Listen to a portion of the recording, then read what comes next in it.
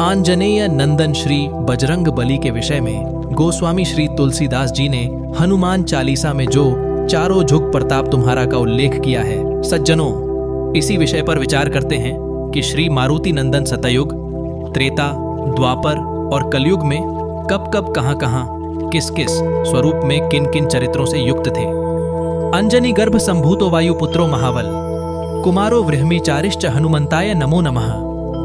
सर्वप्रथम सतयुग की चर्चा करते हैं। इस युग में पवन पुत्र भगवान श्री शंकर जी के स्वरूप से विश्व में अवस्थित थे, तभी तो इन्हें रुद्र अवतार शिव स्वरूप लिखा और कहा गया है। गोस्वामी श्री तुलसीदास जी ने हनुमान चालीसा में ही शंकर सुवर्ण केसरी नंदन कहकर संबोधित किया है। इतना ही नहीं, जब जब भगवान शंकर जी माता उमा को राम कथा सुनाते हैं और उस रामचरित्र में जहां कहीं भी हनुमान जी का चरित्र आता है, तब तब भोलेनाथ स्वयं सावधान होकर और मन को भी समाहित करके हनुमान जी का चरित्र कहते हैं। उसकी एक झलक देखिए। सावधान पुनि मन कर शंकर, लागे कहन कथा अति सुंदर। इस चौपाई का यह प्रसंग लंका दहन का है। लंका दहन के बाद हनुमान जी महाराज प्रभु श्री राघवेंद्र सरकार के चरणों में वंदन करते हैं और प्रभु उनको हृदय से लगाते हैं। तब भोलेनाथ कितने प्रसन्न हो जाते हैं, उसकी झलक उक्त चौपाई में दिखाई पड़ती है। देखिए, ऋष्यमुख पर्वत के मैदानी भाग में जब प्रथम बार राम और लक्ष्मण के साथ में हनुमान जी का मिलन होता है, तब प्रभु के द्वारा अपना परिचय देने पर केसरी नंदन उनके पावन पगों में जब गिरते हैं, तो फिर भोलेनाथ गिरिजा से कह ही तो उठते हैं। इस प्रकार के अपने स्वरूप का वर्णन भोलेनाथ पार्वती जी से करते हैं। अतः यह प्रमाणित है कि श्री हनुमान जी सतयुग में शिव रूप में रहते हैं। त्रेता युग में तो पवन पुत्र श्री राम जी की छाया है। इनके बिना संपूर्ण चरित्र पूर्ण होता ही नहीं। श्री राम जी, भरत जी, सीता जी, सुग्रीव, विभीषण आदि और संपूर्ण कपिमंडल और कोई भी उनके रण से मुक्त अर्थात उरण नहीं हो सकते। इस प्रकार त्रेता युग में तो हनुमान जी साक्षात विराजमान हैं। द्वापर युग में बजरंग बली अर्जुन के रथ पर विराजित हैं। इसका बड़ा ही सुंदर प्रसंग है। प्रभु पहचान गह्यो पहिचरना, से सुख उमा जाही नहीं वरना। एक बार किसी तीर्थाटन में अकस्मात ही अर्जुन का हनुमान जी से मिलन हो जाता है और भक्त जब भक्त से मिलता है तो निश्चय ही भागवत चर्चा प्रारंभ हो जाती है। तभी हनुमान जी से अर्जुन ने पूछा, राम और रावण के युद्ध के समय तो आप थे। हनुमान जी बोले, मैं केवल उपस्थित ही नहीं था किंतु युद्ध भी कर रहा था। तभी अर्जुन ने कहा, आपके स्वामी मर्यादा पुरुषोत्तम श्री राम जी तो बड़े ही श्रेष्ठ धनुषधारी थे, फिर उन्हें समुद्र पार जाने के लिए पत्थरों का सेतु बनवाने की क्या आवश्यकता थी। यदि मैं वहां उपस्थित होता तो समुद्र पर बाणों का पुल बना देता, जिससे आपका पूरा वानर दल पार होता। तभी हनुमान जी ने कहा, असंभव, बाणों का पुल वहां पर कोई काम नहीं कर पाता। हमारा यदि एक भी वानर चढ़ता तो बाणों का पुल छिन्न भिन्न हो जाता। अर्जुन ने कहा, नहीं, देखो ये सामने सरोवर है, मैं उस पर बाणों के पुल का निर्माण करता हूं। आप इस पर चढ़कर सरोवर को पार कर जाओगे। यदि आपके चलने से पुल टूट जाएगा तो मैं अग्नि में प्रवेश कर लूंगा।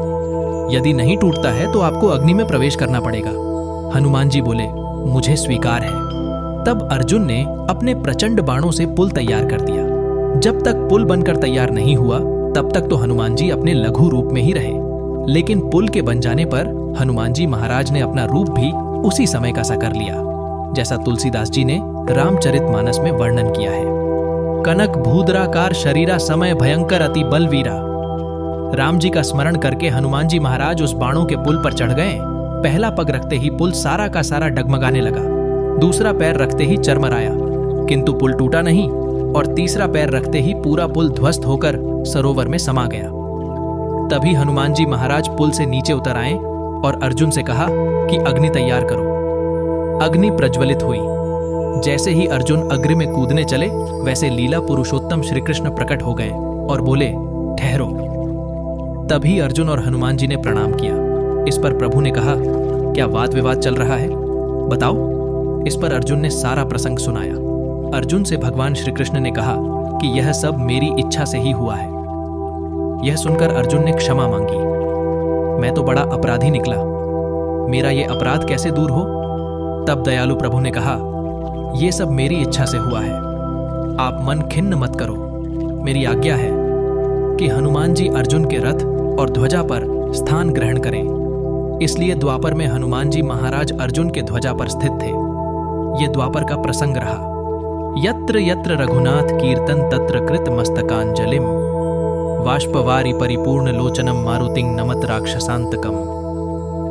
कलयुग में जहां जहां भगवान श्री राम जी की कथा कीर्तन होते हैं, वहां हनुमान जी गुप्त रूप में विराजमान रहते हैं। हनुमान जी महाराज कलयुग में गंधमादन पर्वत पर निवास करते हैं, ऐसा श्रीमद् भागवत में वर्णन आता है। सीता जी के वचनों के अनुसार अजर अमर गुण निधि सुत हो, करहु बहुत रघुनायक छो, अत्यंत बलशाली, परम पराक्रमी, जितेंद्रिय, ज्ञानियों में अग्रगण्य तथा भगवान राम के अनन्य भक्त श्री हनुमान जी का जीवन समाज के लिए सदा से प्रेरणादायक रहा है। वे वीरता की साक्षात प्रतिमा है एवं शक्ति तथा बल पराक्रम की जीवंत मूर्ति भारतीय मल्ल विद्या के यही आराध्य है। आप कभी अखाड़ों में जाएं तो वहां आपको किसी दीवार के आले में या छोटे मोटे मंदिर में प्रतिष्ठित महावीर की प्रतिमा अवश्य मिलेगी। उनके चरणों का स्पर्श और नाम स्मरण करके ही पहलवान अपना कार्य शुरू करते हैं। भाई बहनों, हनुमान जी महाराज परम कृपालु भक्त की पुकार पर सद्य प्रभावेण रक्षा करते हैं। तल्लीनता से आर्त भाव से पुकारते ही भक्त को अपनी उपस्थिति का विश्वास इस घोर कलयुग में भी कराते हैं। मेरे जीवन के अनुभव से मैं ये निवेदन करबद्ध होकर कर रहा हूँ। भगवान श्री कृष्ण कहते हैं, संशय आत्मा विनश्यति।